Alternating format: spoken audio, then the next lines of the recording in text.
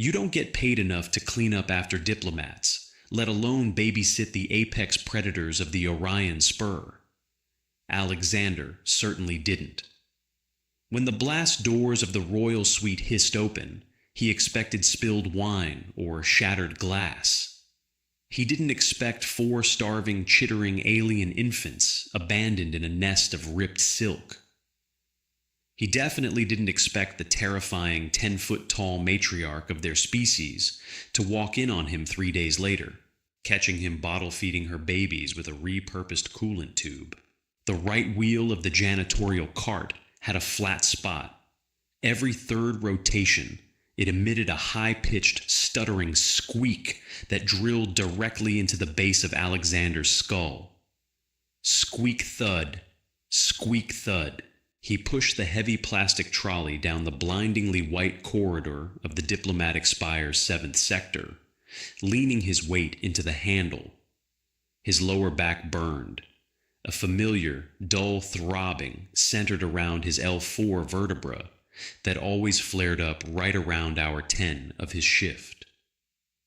The air in this wing was heavily filtered, thick and sterile, smelling of aggressive synthetic pine and ozone. It was supposed to be comforting. It mostly just gave Alexander a dry cough. He stopped in front of Suite 714. The gold leaf lettering on the heavy plasteel door read, "Reserved for the sovereign envoy of the Kittinus collectives." Alexander checked his datapad. The screen was cracked, a jagged line bisecting the glowing text. The suite was flagged for a standard deep clean.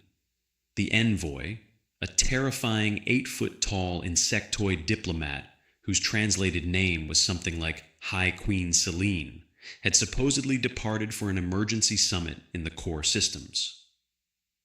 "Left in a hurry," the note said. "Always in a hurry," Alexander muttered, his voice raspy from too much cheap coffee and not enough sleep. He keyed his access card. The heavy door hissed, the pneumatic seals disengaging with a sound like a dying exhale. The smell hit him first. It wasn't the usual mess of spilled alien alcohol or the lingering pheromone stink of diplomatic negotiations. This was raw, biological, and sour. It smelled like crushed beetles, spoiled milk, and burnt copper. Alexander wrinkled his nose, instinctively reaching for the heavy rubber gloves in his back pocket. He pulled them on, the thick latex snapping against his wrists. He stepped inside. The lights were dimmed to a low, bruised purple. The temperature was at least 10 degrees hotter than the hallway, stifling and thick with humidity. Sweat immediately prickled at Alexander's hairline. "Hello?" he called out of habit. Silence, save for the low hum of the climate control system struggling to maintain the oppressive heat. Alexander grabbed his mop and bucket, wheeling them over the threshold. He rounded the corner into the main living area and stopped dead. The suite was trashed, but not in a party-gone-wrong way. Heavy velvet curtains were shredded, the dark fabric pulled down and piled into a massive, crater-like heap in the center of the sunken living room. The glass coffee table was shattered, pushed to the edges of the room. It looked like an animal had built a nest. Then, the nest moved. Alexander's grip tightened on the mop handle. His knuckles turned white under the yellow rubber of his gloves. He held his breath. A sound drifted up from the center of the velvet pile. It was a weak, wet clicking, followed by a pathetic, high-pitched whine that sounded entirely too much like a human infant with a respiratory infection. Alexander took a slow step forward. His work boots squeaked loudly against the polished floorboards. He froze, but the whining only grew louder, joined by 3 other distinct voices. A chorus of raspy, desperate clicks and cries. He approached the edge of the makeshift nest and peered over the shredded velvet. 4 creatures were huddled together in the center. They were no bigger than house cats, but that was where the earthly comparison ended. They looked like a cross between armored armadillos and oversized praying mantises. Their carapaces were soft, a milky, translucent pale blue, indicating they hadn't hardened yet. They had too many limbs, ending in tiny, sharp-looking hooks, and large, multifaceted black eyes that were currently squeezed shut. They were writhing over one another, clicking frantically, shivering despite the oppressive heat of the room. Alexander let out a slow, ragged breath. "Oh, you've got to be kidding me." He looked around the empty suite. The mother was gone. The emergency summit. She had left in a hurry. Had she abandoned them? Forgotten them? Did this species leave their young to fend for themselves? Alexander didn't know anything about alien biology. He knew how to strip floor wax and unclog industrial waste recyclers. The protocol was clear. Any biological anomalies in a diplomatic suite were to be reported immediately to station security. Security would call the xenobiologists. The xenobiologists would quarantine the room, bag the creatures, and probably dissect them, or stuff them in a sterile, cold stasis pod until the red tape cleared. One of the creatures, slightly smaller than the rest, a runt, tumbled down the slope of the velvet nest. It landed on its back near Alexander's boot, its soft, pale underbelly exposed. It flailed its many legs weakly, letting out a sharp, distressed trill. It looked pathetic. It looked terrified. Alexander stared at it. He thought about security. He thought about the cold metal cages in the lower decks. "Not my pay grade," Alexander whispered to himself. He took a step back, reaching for the radio on his belt. The runt suddenly managed to right itself. It dragged its heavy head toward Alexander's boot, pressing its soft, wet snout against the worn leather. It let out a long, vibrating sigh, seemingly comforted by the residual heat radiating from Alexander's foot. Alexander's hand hovered over the radio. He looked down at the tiny, monstrous thing. It was covered in a thin layer of sticky blue amniotic fluid. It was starving. He cursed. He cursed the station. He cursed the alien queen. And he cursed his own stupid, soft heart. He dropped his hand from the radio. Instead, he crouched down, his knees popping like firecrackers in the quiet room. He reached out with a thick, yellow-gloved hand and gently nudged the runt back up the slope of the velvet, into the pile with its siblings. "All right," Alexander muttered, rubbing his eyes with the back of his wrist. "All right, let's figure this out." 72 hours. That was how long Alexander had been off the grid.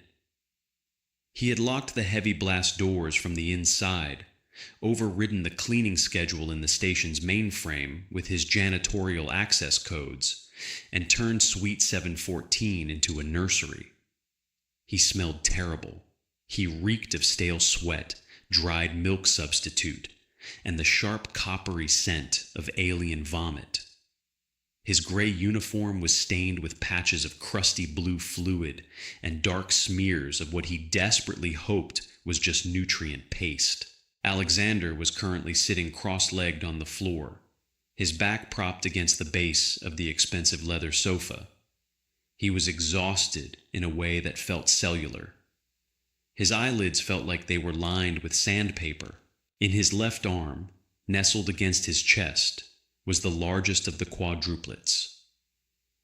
Alexander had started calling him Tank.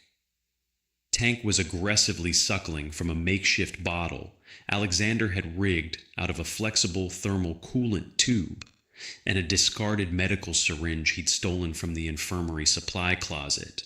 The formula was a desperate guess.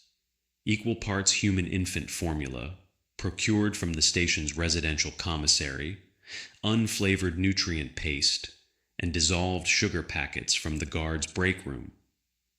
To Alexander's immense relief and surprise, it hadn't killed them. In fact, they loved it. Tank's mandibles clicked happily around the rubber tube, his multifaceted eyes half closed in a milky haze of food coma. His pale blue carapace had started to darken over the last 3 days, turning a deep, iridescent navy. His tiny, hooked claws kneaded rhythmically against Alexander's chest, sharp enough to snag the fabric of his shirt and prick the skin underneath. Alexander ignored the stinging. "Easy, buddy," Alexander murmured, his voice a gravelly whisper. "Don't choke."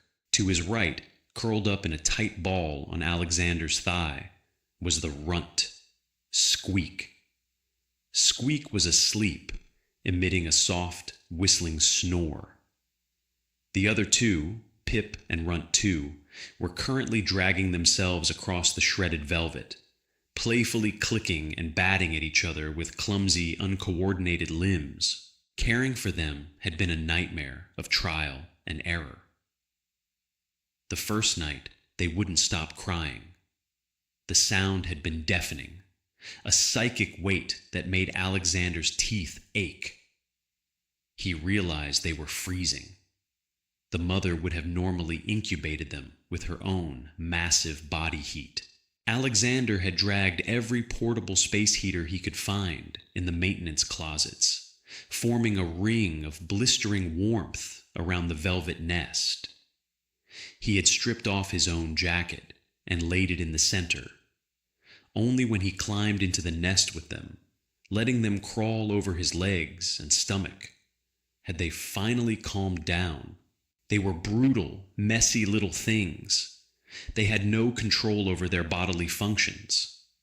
Alexander had spent hours on his hands and knees, scrubbing caustic, highly acidic blue waste out of the expensive carpets with his industrial neutralizer.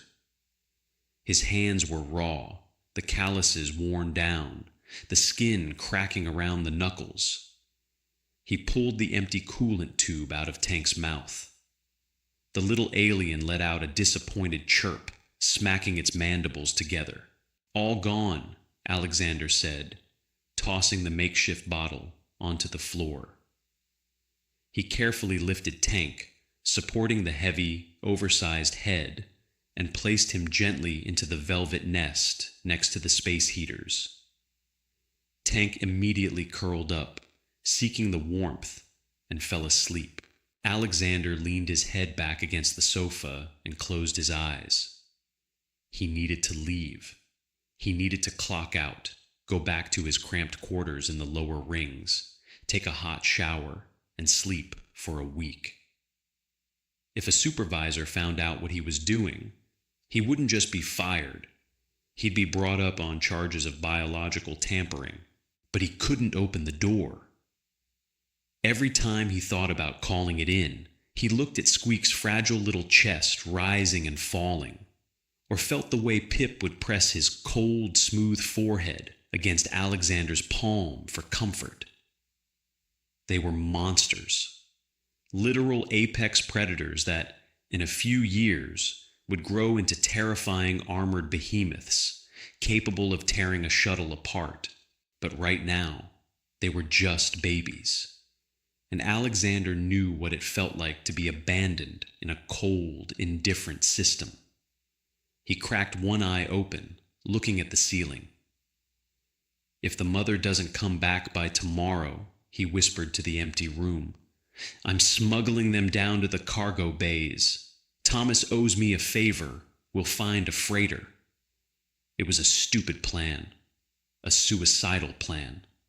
A heavy, vibrating thud shook the floorboards beneath him. Alexander froze. The water in his mop bucket rippled. Thud. The vibration traveled up Alexander's spine. It was a heavy, rhythmic impact. Footsteps. Massive footsteps coming down the corridor outside the suite. Thud, thud. The quadruplets woke up instantly. Squeak scrambled up Alexander's shirt, hiding behind his collar. Tank and the others let out sharp, high-pitched trills, their little antennae twitching frantically toward the door. Alexander scrambled to his feet, his knees screaming in protest. He grabbed his mop handle, a pathetic instinct to arm himself. The electronic lock on the door beeped. A sharp, angry red light flashed. The manual override. The heavy blast doors didn't just hiss open. They were violently shoved apart.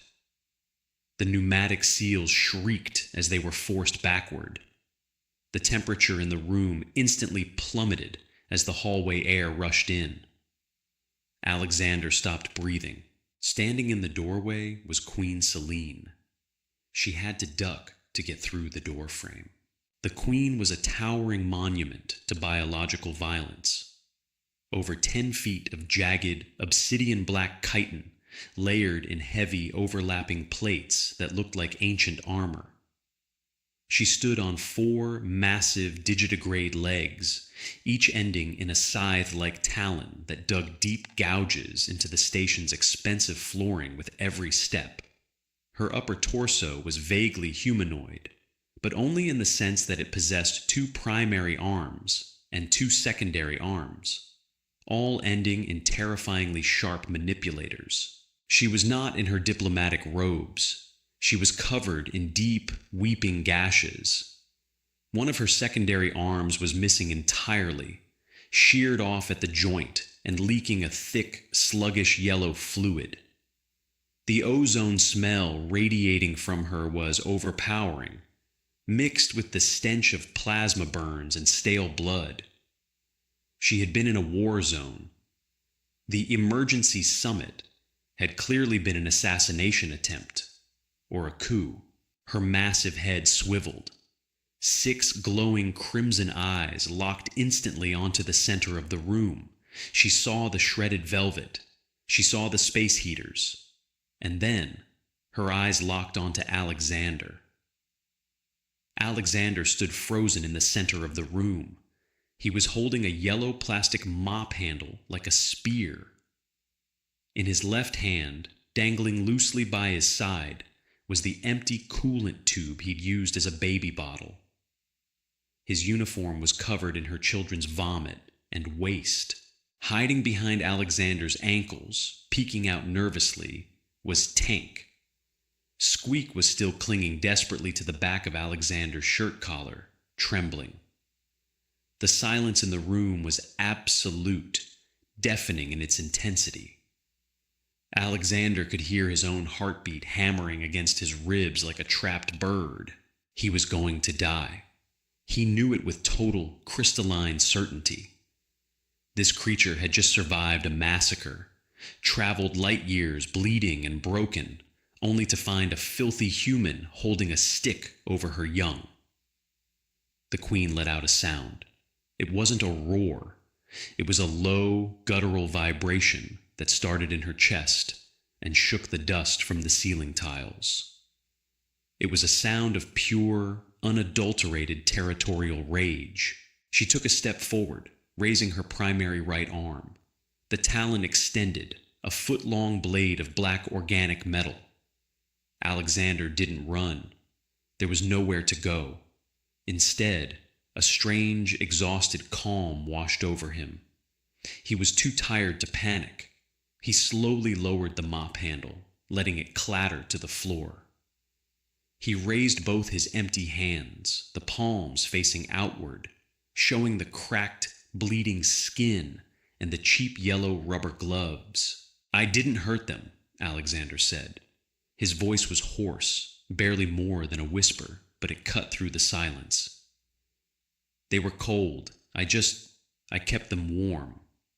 The Queen paused, her talon inches from the ceiling.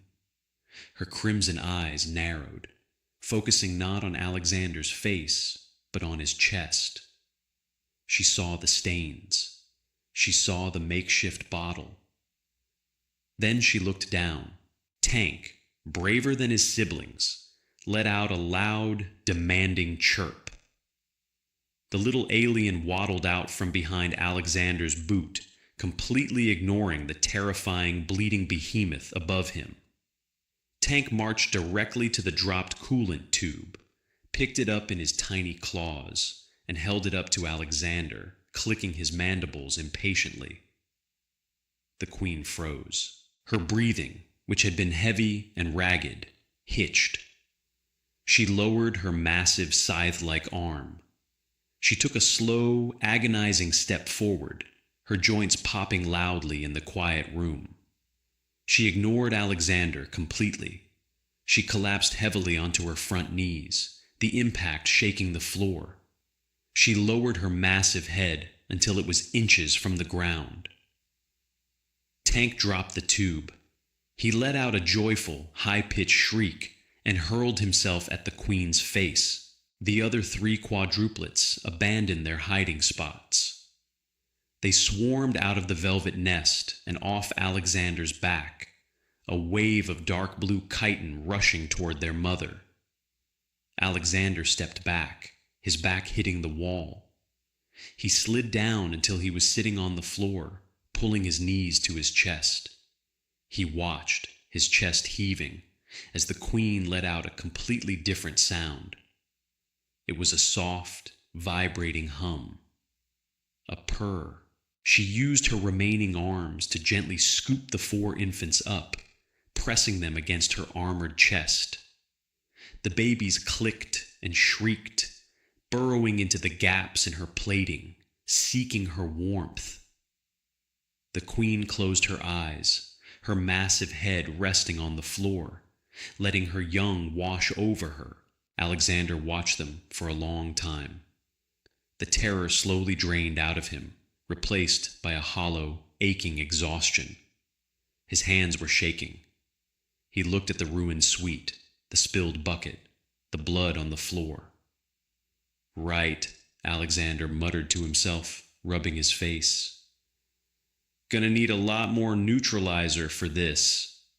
He slowly pushed himself up from the floor, his knees cracking loudly. The sound made the Queen open her eyes. She turned her massive head toward him. The babies were safely tucked against her chest. She stared at Alexander. Alexander froze again, his hand resting on the wall for support. The Queen slowly reached out with one massive, terrifyingly sharp talon. Alexander flinched, bracing himself. The tip of the talon gently hooked the collar of Alexander's stained, terrible-smelling jacket. With surprising delicacy, she pulled him forward, just a few inches, until he was standing at the edge of the velvet nest. She didn't speak. Alexander didn't know if her species even could speak without a translator. But she looked at his raw, bleeding hands. She looked at the dark bags under his eyes. And she looked at the empty, makeshift baby bottle on the floor. The Queen lowered her head, pressing her hard, armored forehead gently against Alexander's chest, right over his heart. It was a brief, fleeting touch, but it carried the weight of a dying star. Then she pulled back, curling her body entirely around her young, turning her back to the door, and went to sleep. Alexander stood there for a moment in the dim purple light. He picked up his mop. He picked up his bucket. He quietly wheeled his cart out into the sterile, pine-scented hallway and gently pulled the blast door shut behind him. It was time to clock out. Alexander's quarters on Deck 12 were exactly what you'd expect for a Level 2 sanitation technician. It was a glorified storage closet carved out of the station's lower bulkhead, measuring a generous 8 by 10 feet. The walls hummed with the constant, vibrating groan of the primary water recyclers, and the air always tasted faintly of rust and recycled breath. He didn't care. When he had finally collapsed onto his thin, lumpy mattress, he hadn't even bothered to take off his boots, Sleep hit him like a physical blow. It was a dark, dreamless void, heavy and suffocating. He needed 10 hours. He needed a week. He got 45 minutes. The pounding on his door wasn't polite. It was rhythmic, heavy, and metallic. Bang, bang, bang. Alexander groaned, burying his face into his scratchy synthetic pillow. His entire body ached. His spine felt like it was made of crushed glass, and the raw skin on his knuckles throbbed in time with his erratic heartbeat. "Go away," he mumbled into the pillow. Bang, bang, bang. "Security, override authorized, stand back." The door didn't slide open. It was forced open, the manual lock snapping with a sharp crack. Harsh, blinding white light from the corridor flooded the dim room, searing Alexander's retinas. Two men in heavy tactical armor stepped inside, their helmets nearly scraping the low ceiling.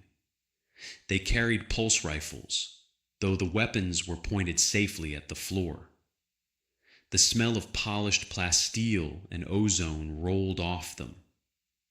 Alexander slowly sat up, squinting through the glare, rubbing a hand over his deeply stubbled jaw. He looked at the cracked lock on his door, then at the heavily armed guards. "I'm off the clock," Alexander croaked. His voice sounded like grinding stones. "Get up, Alexander," the lead guard said. His voice was clipped, tight with adrenaline. "Chief Miller wants you in Sector 7. Now." Alexander didn't argue. He didn't have the energy. He dragged himself out of bed, his joints popping, and grabbed his uniform jacket from the floor. It still smelled faintly of alien vomit and sour milk.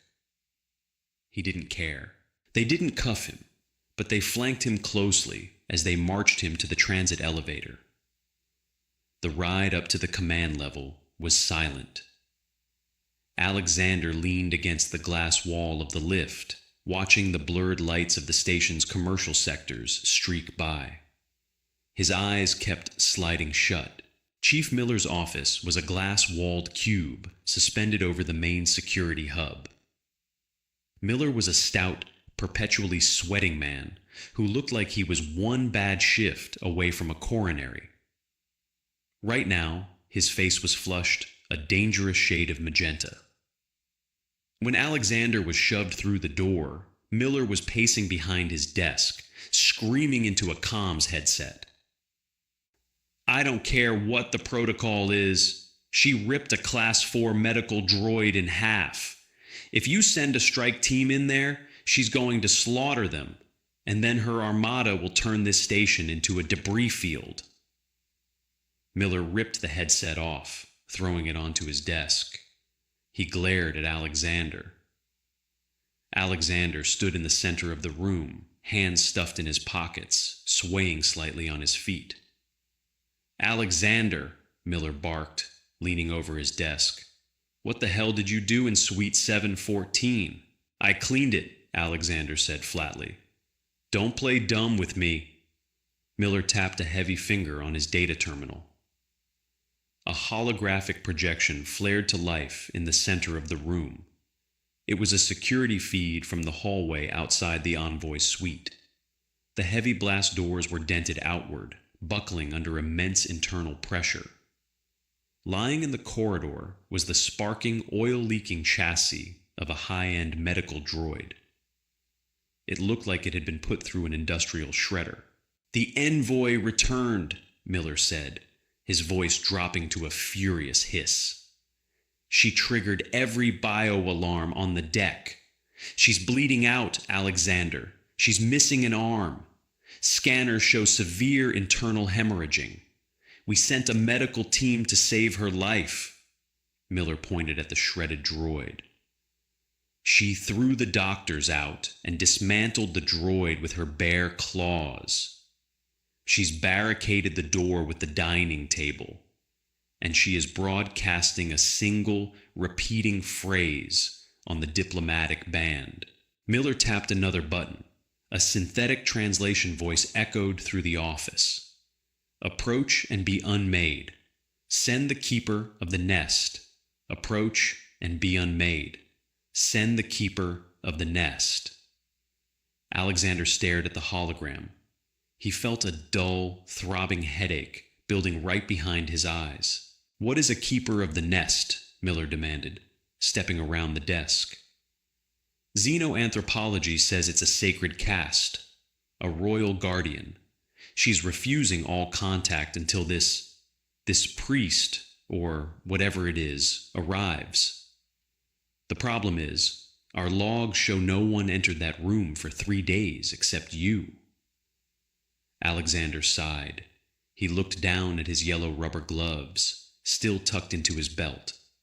He pulled one out, inspecting a tear in the thumb. "She doesn't want a priest, Miller," Alexander muttered, rubbing his temples. "She wants a babysitter." Miller stared at him, his jaw slightly slack. "What?" "Her kids," Alexander said, looking up, meeting the security chief's eyes. "She left 4 infants in there. They were starving and freezing. I spent the last 3 days feeding them nutrient paste out of a coolant tube and wiping acidic crap off the rugs." The silence in the office was absolute.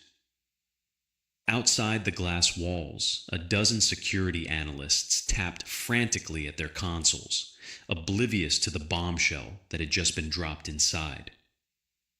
"You," Miller stammered, his face draining of color. "You made contact with the Sovereign's unweaned brood without authorization? Do you have any idea the biological contamination laws you broke? The diplomatic treaties?" "I kept them alive," Alexander snapped, a sudden, hot spike of anger piercing through his exhaustion. "Which is more than your automated systems did. Now you said she's bleeding out?" "Yes," Miller said, still looking shell-shocked.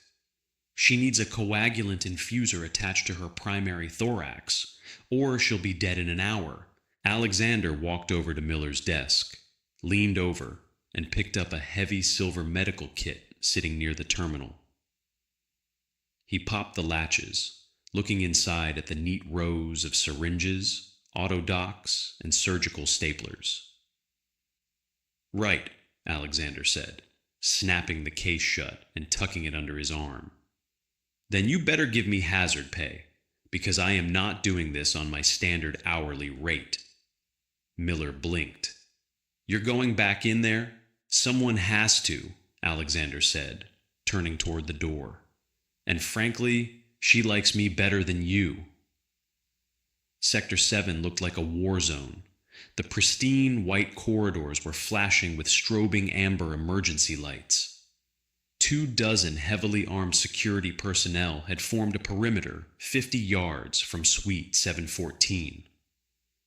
They were huddled behind portable barricades, their rifles trained nervously on the dented blast doors. The air was thick with the smell of scorched metal, leaking hydraulic fluid, and the sharp, coppery tang of alien blood. Alexander pushed his janitorial cart through the barricade. The right wheel still had a flat spot. Squeak thud, squeak thud. The tactical officers stared at him in disbelief. Here was a man in a stained, wrinkled gray jumpsuit, carrying a medical kit under one arm, pushing a bucket of soapy water and a mop toward a monster that had just shredded a titanium chassis. "Hold your fire," Miller's voice crackled over the PA system. "Let him through." Alexander stopped 10 feet from the door. The damage was impressive. Deep, gouging claw marks had peeled the plasteel back like a tin can. The heavy oak dining table from the suite had been shoved into the gap, forming a crude but incredibly heavy blockade. Alexander took a deep breath. His heart was hammering against his ribs, but beneath the fear, there was a strange, grim resignation. He knew what he was walking into. He knew the smell. He knew the chaos. He set the medical kit down on top of his cart, He stepped up to the jagged gap in the door, put his hands on his hips, and cleared his throat. "Hey, Celine!" Alexander yelled, his voice echoing loudly in the tense corridor. The tactical officers behind him flinched, silence from inside the room. "It's Alexander," he continued, leaning slightly into the gap. "The guy with the mop. You're making a real mess out here. I've got medical supplies. I'm coming in. Don't stab me." He waited. For 10 agonizing seconds, nothing happened. A drop of sweat rolled down Alexander's neck, stinging a scratch on his collarbone. Then the heavy oak table shifted. There was a grating screech of wood on metal. A massive obsidian-black talon hooked over the edge of the table and effortlessly dragged the 300-pound piece of furniture backward, clearing the entryway. From the shadows of the unlit suite, 6 glowing crimson eyes peered out at him. The queen let out a low, vibrating hiss that rattled Alexander's teeth. It was a warning. Yeah, I know," Alexander muttered. He grabbed the handle of his cart. Squeak thud, squeak thud. He wheeled it straight through the mangled doors, completely ignoring the collective gasp from the strike team behind him. The suite was stiflingly hot, a humid jungle of shredded fabric and alien pheromones. The purple emergency lights cast long, distorted shadows against the walls. The queen was huddled in the center of the room, coiled defensively around the velvet nest. She looked terrible. The stump of her severed arm was leaking a steady stream of thick, yellow fluid onto the carpet, pooling darkly around her digitigrade legs. Her massive chest heaved with shallow, labored breaths. But her eyes were sharp, tracking Alexander's every movement. Alexander parked the cart. He picked up the medical kit. As he took a step forward, the queen rose slightly, baring her mandibles. She let out a sharp, clicking warning. Before Alexander could react, a small, pale blue blur launched itself from the velvet nest. Tank hit the floor running, his tiny hooked claws scrambling for traction on the polished wood. He ignored his mother's warning hiss, charging straight toward Alexander. The infant alien slammed into Alexander's shin, let out a joyful, high-pitched chirp, and immediately began climbing the leg of his jumpsuit like a squirrel ascending a tree.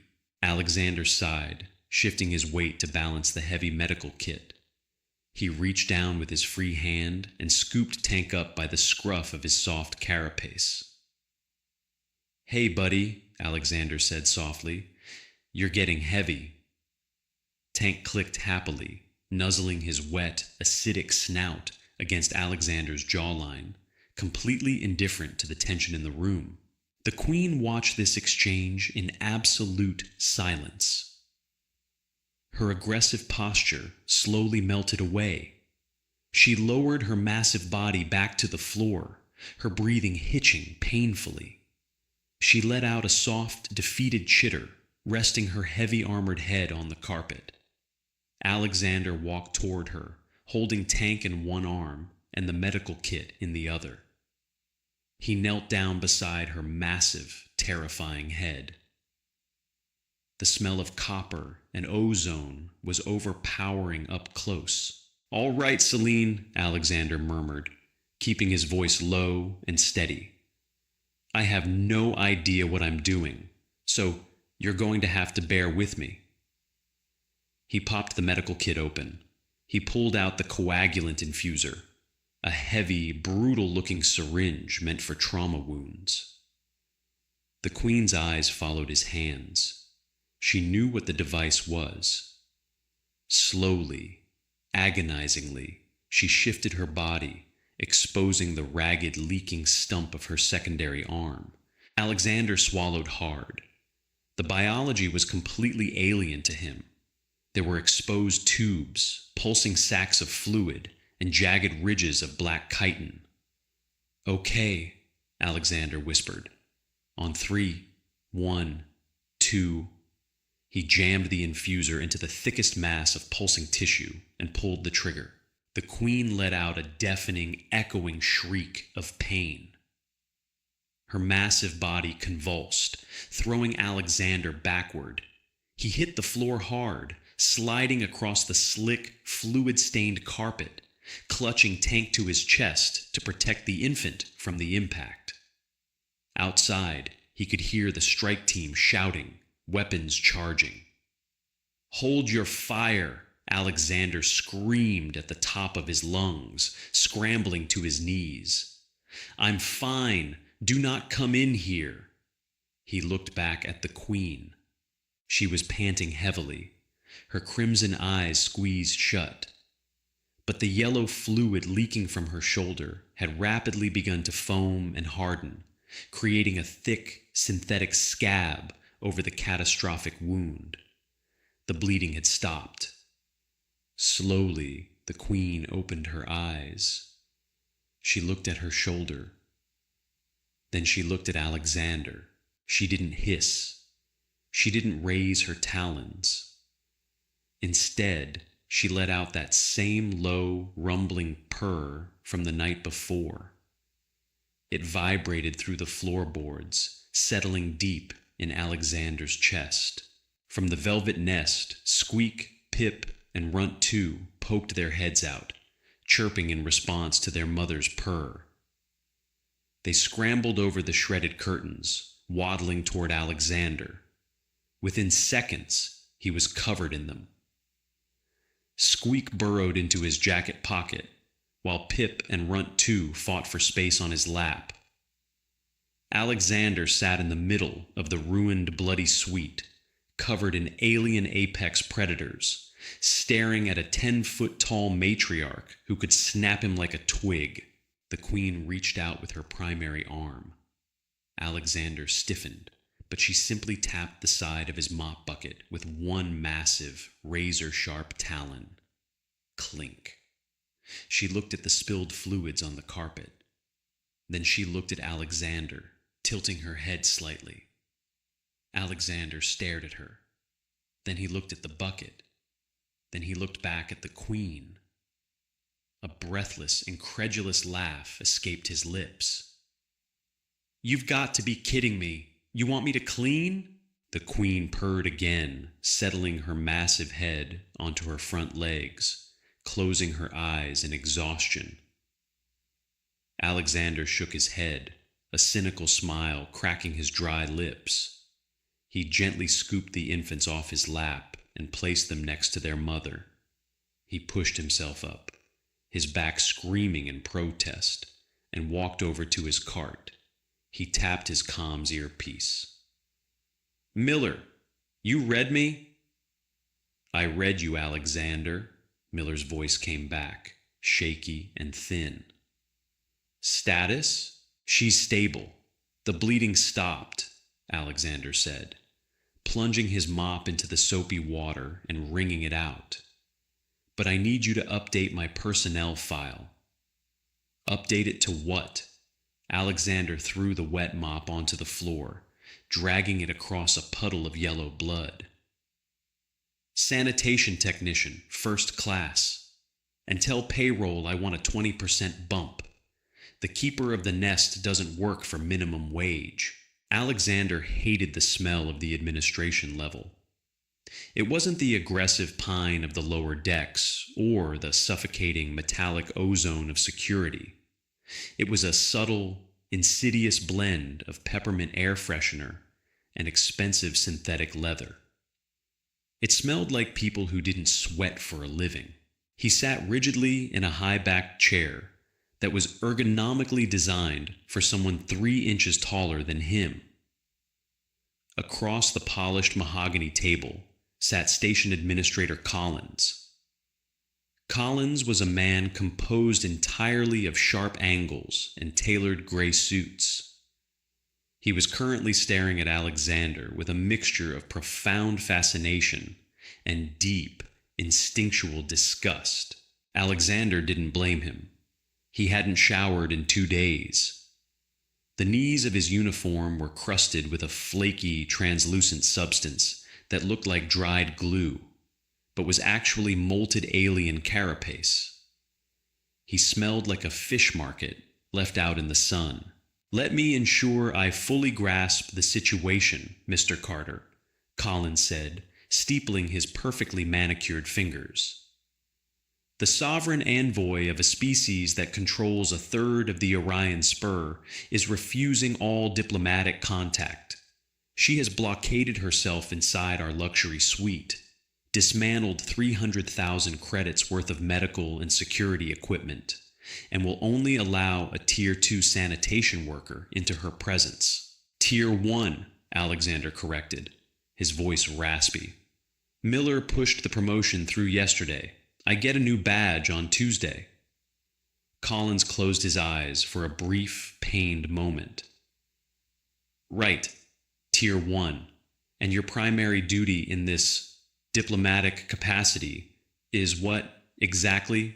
"I bring them frozen synthetic beef from the commissary," Alexander said, ticking items off on his raw, calloused fingers. "I run the space heaters. I wipe down the walls when the kids spit up, because their saliva eats through the drywall. And I clean out the nesting area. You clean." Collins leaned forward, his eyes narrowing. "Alexander, do you understand the political leverage sitting in that room? The chitinous collectives have never allowed a human near their unweaned young. It's a sacred caste. You have unprecedented access. We need you to initiate a dialogue. We need to know who attacked her at the summit, and we need to secure the mining rights in the Cygnus sector before she leaves." Alexander let out a dry, hacking laugh. It sounded like a rusty hinge. "Dialogue?" Alexander rubbed his bloodshot eyes. "She doesn't talk, Collins. She purrs, she hisses, and she clicks. I don't speak bug. The only dialogue we have is when she taps my mop bucket to tell me I missed a spot under the sofa. If you want mining rights, you go in there and ask her. But take a shield. She's cranky. Her shoulder is infected." Collins frowned, his peppermint scent suddenly seeming sour. "You are an employee of this station. You will act as our liaison, or you will be terminated." Alexander stood up. His lower back popped loudly in the quiet boardroom. He leaned over the mahogany table, planting his knuckles on the polished wood. "Fire me," Alexander said softly. "Please, I am begging you. Take my key card. Go down to Deck 7 and tell a 10-foot-tall, heavily armored apex predator who just had her arm chopped off that you fired her nanny." Collins stared at him. The sharp angles of his face seemed to melt slightly, replaced by genuine apprehension. Alexander grabbed his stained cap from the table and shoved it onto his head. "I didn't think so. Now, if we're done here, Squeak is teething on the plasteel table legs, and if I don't give him a frozen wrench to chew on, he's going to bring the ceiling down." He walked out, leaving the administrator in silence. By the time Alexander made it back to Suite 714, the headache was a steady, rhythmic drumbeat behind his eyes. He keyed the manual override. The ruined blast doors had been replaced by a temporary, heavy-duty force field. The guards on duty, two nervous-looking kids fresh out of the academy, deactivated it without a word, stepping well back as Alexander pushed his cart through. The heat inside hit him like a physical wall. The suite was a sweltering, humid jungle. Things were changing rapidly. The quadruplets had hit a growth spurt. They were no longer the size of house cats. They were the size of aggressive golden retrievers. Their pale, soft carapaces had hardened into overlapping plates of midnight blue armor. The room looked like a war zone of shed skin. Transparent, hollow husks of their former shapes were littered across the shredded velvet and ruined furniture. It crunched under Alexander's boots like broken glass. "I'm back," Alexander called out, tossing a heavy sack of frozen synthetic beef onto the floor. The pile of velvet shifted. Celine raised her massive head. The yellow, foamy scab on her shoulder had darkened to a sickly brown. She looked exhausted, her 6 crimson eyes dull and unfocused. She let out a weak, rattling breath that barely qualified as a purr. Alexander's chest tightened. He didn't like how she looked. The station medics refused to come near her, and his rudimentary first aid was reaching its limits. Before he could check on her, a blue blur slammed into his thighs. Tank had figured out how to jump. The infant alien hit Alexander waist high, its heavy, armored head knocking the wind out of him. Alexander stumbled backward, crashing into his cleaning cart. Bottles of industrial solvent clattered to the floor. Tank stood on his hind legs, pinning Alexander against the cart, and let out a demanding guttural shriek, his mandibles clicking rapidly. "Off," Alexander grunted, pushing against the alien's heavy chest. "Down. You weigh 80 pounds, you menace." Tank dropped to the floor, instantly distracted by the sack of frozen beef. He tore into the thick canvas with his hooked claws, the sound of rending fabric filling the room. Squeak, Pip, and Runt 2 scrambled out from beneath their mother, a chaotic swarm of clicking limbs and clicking jaws, joining their brother in tearing the frozen meat to shreds. Alexander watched them, panting slightly. He grabbed a bottle of heavy-duty degreaser from the floor and a fresh rag. He walked over to Celine. The massive queen didn't flinch as he approached. She just watched him with heavy, tired eyes. Alexander knelt down beside her injured shoulder. The smell was atrocious, sickly sweet and rotten. Infection. "You're not doing so hot, B," Alexander muttered. He uncapped the degreaser. It was meant for stripping starship engine grease, highly toxic, but it was the strongest antibacterial agent he had access to. He poured a small amount onto the rag. The fumes made his eyes water instantly. "This is going to sting," he warned her. He pressed the chemical-soaked rag against the edge of her wound. Celine let out a sharp, deafening hiss. Her massive body convulsed, a reflex of pure agony. One of her massive scythe-like legs kicked out, catching Alexander squarely in the chest. He was thrown backward, flying through the air, and slammed hard against the far wall. The air left his lungs in a violent rush. He crumpled to the floor, coughing violently, tasting copper in the back of his throat. The babies stopped eating. They froze, turning their heads toward Alexander, then toward their mother. Celine scrambled to her feet, ignoring her wound. She let out a panicked, vibrating trill. She crossed the room in 2 massive strides, looming over Alexander. She lowered her head, sniffing him frantically, her mandibles trembling. Alexander waved a hand weakly, gasping for air. I'm fine, just bruised ribs. Good kick." The queen purred, a frantic, worried sound. She used her massive, terrifying talon to gently prod Alexander's shoulder, trying to roll him onto his back. It was a gesture of such bizarre, maternal clumsiness that Alexander couldn't help but laugh, even as it sent sharp spikes of pain through his chest. "I said I'm fine, you overgrown cockroach," he wheezed, grabbing her talon to steady himself. The dark metal was warm to the touch. They stayed like that for a moment, the human janitor sitting on the floor, clutching his ribs, holding the hand of an alien warlord. Alexander closed his eyes, resting his head against the wall. He was so tired. He just wanted to sleep. But sleep wasn't on the schedule. It was 0300 hours station time.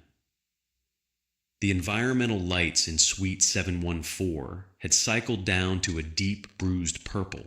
Alexander was sitting in the corner of the room, perched on an overturned plastic bucket.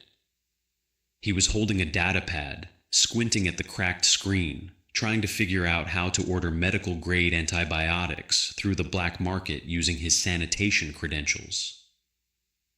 The suite was quiet, save for the heavy rhythmic breathing of the Queen and the soft clicking of the quadruplets shifting in their sleep. The heat was oppressive, sticking Alexander's shirt to his back. He rubbed his eyes, letting out a long, slow exhale. Then, the ambient temperature in the room dropped 10 degrees. Alexander froze. He didn't look up immediately. He just stopped breathing. He knew this station's climate systems inside and out. The HVAC didn't just drop like that unless a localized atmospheric seal had been breached. The heavy force field blocking the doorway flickered. The soft blue hum turned into a harsh, static buzz, and then the field simply vanished. No alarm sounded. No security guards yelled. Alexander slowly lowered his data pad. He slipped his hand into his tool belt, wrapping his fingers around the heavy, solid metal handle of his universal wrench. A figure stepped through the ruined doorway. It wasn't a station guard. The intruder was clad in a sleek, light-bending camouflage suit that made them look like a ripple in the air. The faint purple light of the suite barely caught the edges of their silhouette. They moved with absolute, terrifying silence, their boots making no sound against the shredded carpet. The smell of ozone and sterile weapon oil flooded the room. Alexander's heart slammed against his bruised ribs. The summit. The people who tried to kill Celine hadn't stopped looking for her. They had just found a quieter way in. The assassin didn't even notice Alexander sitting in the dark corner. Their attention was entirely fixed on the massive, sleeping bulk of the Queen in the center of the room. The intruder raised a long, cylindrical weapon. A faint, high-pitched whine began to build in the air. The charging of a plasma lance. A weapon designed to punch through heavy starship armor. Or a Queen's carapace. Alexander didn't think. He didn't weigh his options.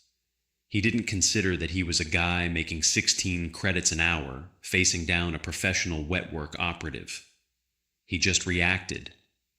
He stood up, grabbed his industrial mop bucket by the handle, and hurled the entire thing at the assassin.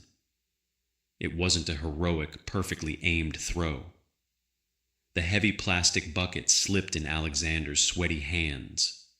It flipped end over end, wildly off balance, but it held 3 gallons of heavily diluted, highly corrosive floor stripper.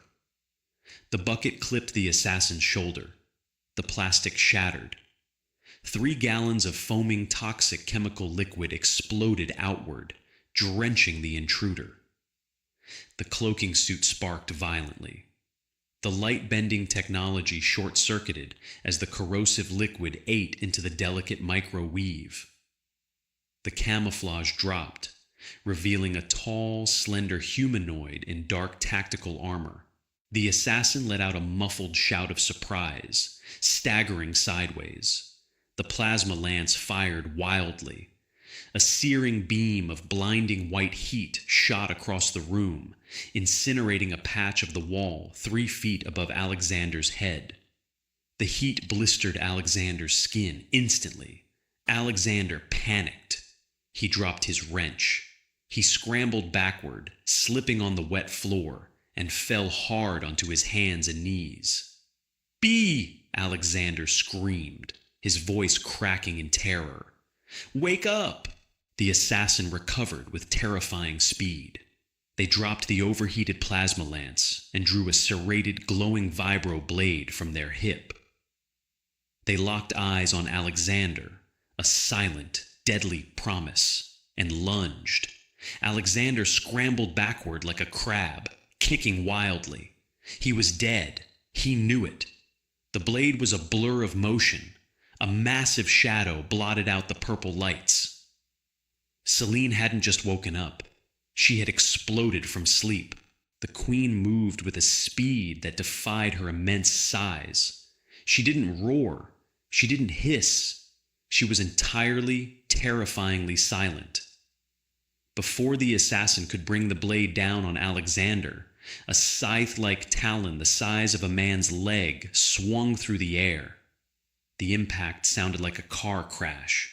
The talon struck the assassin in the chest. The heavy tactical armor shattered like cheap plastic. The assassin was thrown backward with enough force to dent the plasteel wall of the suite, crumpling to the floor in a broken, lifeless heap. Silence slammed back into the room, deafening and heavy. Alexander lay on his back on the wet carpet, his chest heaving. His hands were shaking uncontrollably. He stared at the crumpled body of the assassin, then up at the ceiling. A hysterical, breathless sob tore its way out of his throat. Celine stood over him. She was breathing heavily, her massive chest rising and falling. Her injured shoulder was leaking fresh fluid, the scab torn open by the violent movement. She looked down at Alexander. She reached out with her uninjured primary arm and very gently hooked her talon under the collar of his jumpsuit, pulling him upright into a sitting position. From the velvet nest, the babies woke up. Tank waddled over, sleepily rubbing his mandibles, and sniffed the dead assassin. He let out a disgusted click and trotted over to Alexander, burying his heavy head into Alexander's lap. Alexander sat there, petting the armored head of an apex predator, staring at the corpse in his living room. He smelled burnt plasma, floor stripper, and alien blood. He slowly reached up and tapped his comms earpiece. His fingers left smears of grease on his cheek. "Miller," Alexander croaked. His voice shook badly. "Alexander, the blast doors just registered a bypass. Are you okay?" Alexander looked at Celine. The queen was watching the doorway, her crimson eyes burning in the dim light. "I need a biohazard crew," Alexander whispered, running a trembling hand over his face. "And a body bag. And Miller? Yeah, Alexander. Tell Collins to get his diplomatic team ready, because when her armor finishes molting, she's not hiding in here anymore." The station was in a total lockdown. Security teams were crawling through the ventilation ducts, and for the first time in the history of the Spire, the elite diplomatic delegates were being told to stay in their rooms. Alexander sat in the center of Suite 714, surrounded by an absolute suffocating silence. The body of the assassin had been removed by Miller's men, but the dark, sticky stain on the carpet remained. Alexander wasn't allowed to clean it yet. "Evidence," Miller had said, his face gray with terror. Alexander didn't care about evidence. He cared about the fact that Celine was dying. The adrenaline of the fight had faded, and now the toll was obvious. The infection had spread. Her massive shoulder was swollen, the black chitin cracked and oozing thick, necrotic fluids. She was lying on her side, her breathing so shallow it was almost imperceptible. Tank, Pip, Squeak, and Runt 2 were uncharacteristically quiet. They weren't fighting or playing. They were huddled in a tight, protective circle around their mother's head, their tiny mandibles clicking in a low, rhythmic, sorrowful tune. Alexander sat at the edge of the velvet nest. He was exhausted, his bones feeling as though they were being ground into dust. He looked at the medical kit, now empty of everything useful. "I'm sorry," he whispered to the Queen. He didn't know if she understood him. He didn't know if her species felt mercy or gratitude. But she opened one crimson eye, the multifaceted surface dull and cloudy. She shifted slightly, her heavy tail brushing against Alexander's knee, a gesture that felt less like a threat and more like an anchor. The door chime buzzed, a polite, tentative sound that didn't belong in this room. Alexander stood up, his knees popping like dry wood. He walked to the force field and deactivated it. Standing in the hallway was Miller, looking older than Alexander had ever seen him, and behind him, a woman in a crisp white lab coat, carrying a heavy, pressurized case. "This is Dr. Eris," Miller said, his voice quiet. "Head of xenobiology.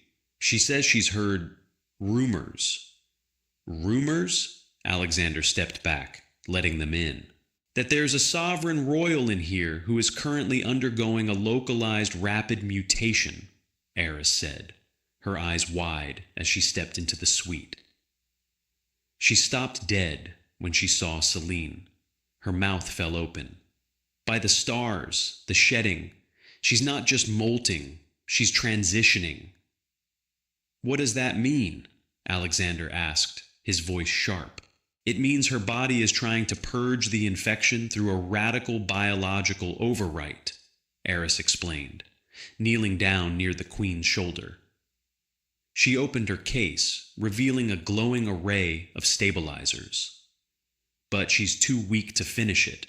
She's going to collapse her own vital systems to shed the damaged armor." Eris looked at Alexander.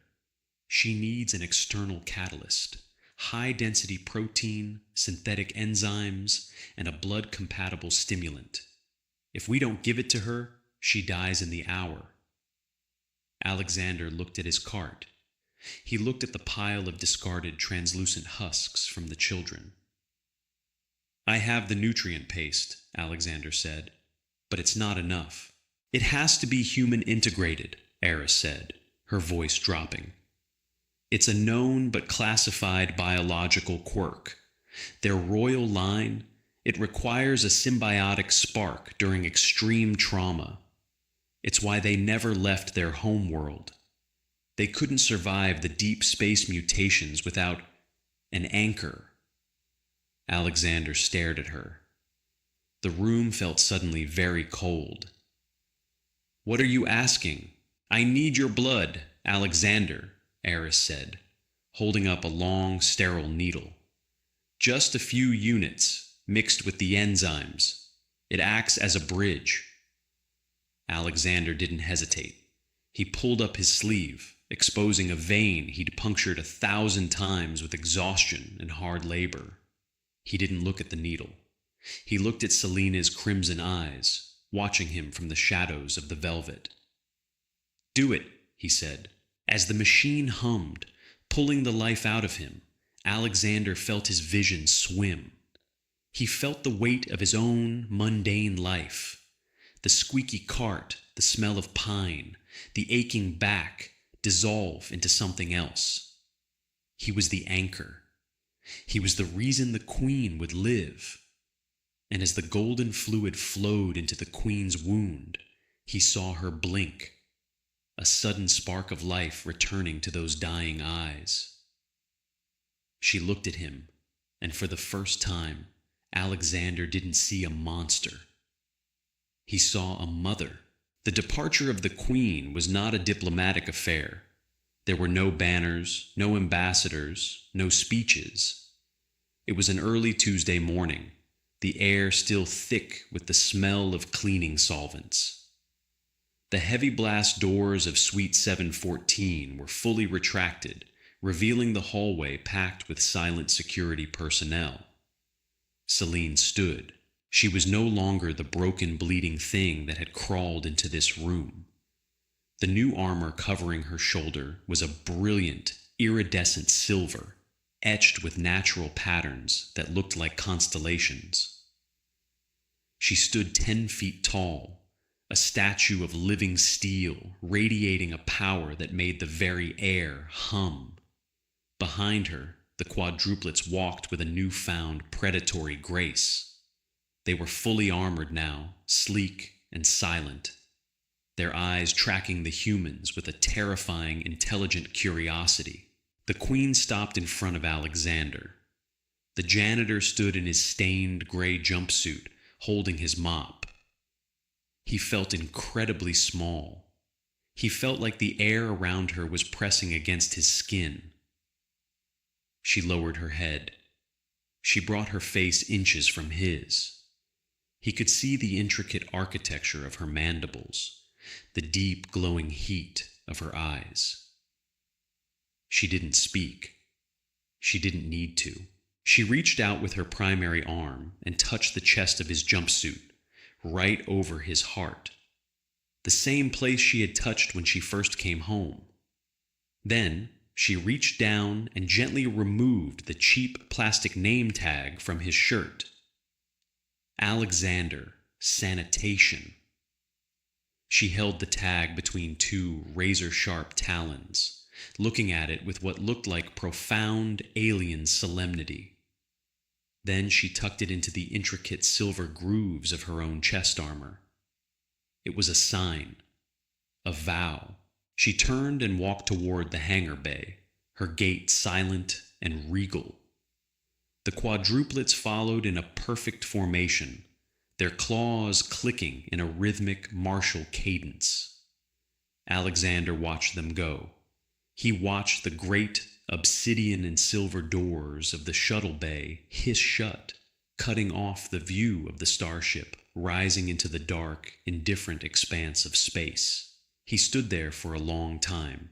"Well," Miller said from behind him, his voice sounding hollow, "they're gone. The mining rights. They signed the treaty before they left. The station is going to be rich, Alexander." Alexander didn't answer. He turned around, picked up his mop, and pushed his cart toward the elevator. Squeak thud, squeak thud. He looked down at the floor. There was a faint, shimmering residue where the Queen had stood, a dusting of silver scales, bright as starlight. He didn't clean it up. He just kept pushing his cart, heading back to his 8x10 closet on deck 12. He was still a janitor. He was still tired. His back still hurt. But as he looked out the viewport at the swirling nebula in the distance, he knew one thing for certain. Somewhere out there, in the cold, dark silence of the galaxy, the Queen was watching. And he wasn't just a man with a mop anymore. He was a friend of the throne. Alexander's life returned to normal, or as normal as it could be after saving an entire species. But the station has changed, and so has he. He's no longer just the guy in the hallway. He's a legend whispered among the lower decks. If you loved this story, make sure to hit that like button and subscribe for more deep space drama. Leave a comment. What do you think the Queen will do when she returns? Share this with a friend who needs a good sci-fi fix. Thanks for watching, and stay human.